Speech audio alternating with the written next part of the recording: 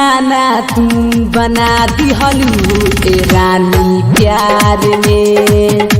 दीवाना तू बना दिहलू ए रानी प्यार में। दीवाना तू बना दिहलू ए रानी प्यार में। ए रानी प्यार में कि दिलवा में तू बस गईलू पहिला मुलाकात में। दीवाना तू बना दिहलू ए रानी प्यार में। दीवाना तू बना दिहलू ए रानी प्यार में। ए रानी प्यार में कि दिलवा में तू बस गईलू पहिला मुलाकात में। दीवाना तू बना दिहलू ए रानी प्यार में।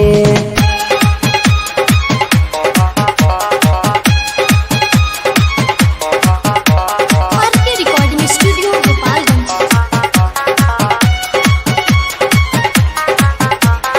कुंजन Singh Gopalganj Gopalganj Gopalganj. Music by Satish K Roy. कैसन रोग धरा दिहलू दिल धड़केला तुहरे नाम से।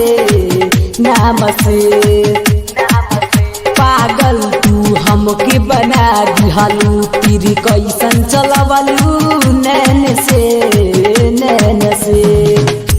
तबानी हम ए रानी हो तोहर ही आस में। तोहर ही आस में कि दिलवा में तू बस गईलू पहिला मुलाकात में। दीवाना तू बना दिहलू ए रानी प्यार में।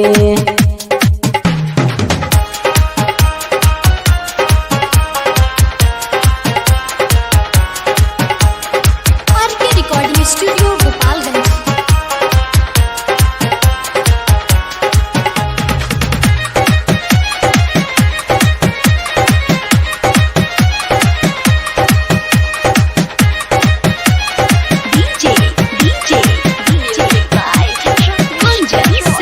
दिलवा में बसल बारू सनम तू बसल बारू हर सांस में। विकास बेदर्दी के रहबू अब हरदम जानम साथ में। कली के फूल के जैसन खिलल बारू जान में। खिलल बारू जान में कि दिलवा में तू बस गईलू पहिला मुलाकात में। दीवाना तू बना दिहलू ए रानी प्यार में। दीवाना तू बना दिहलू ए रानी प्यार में।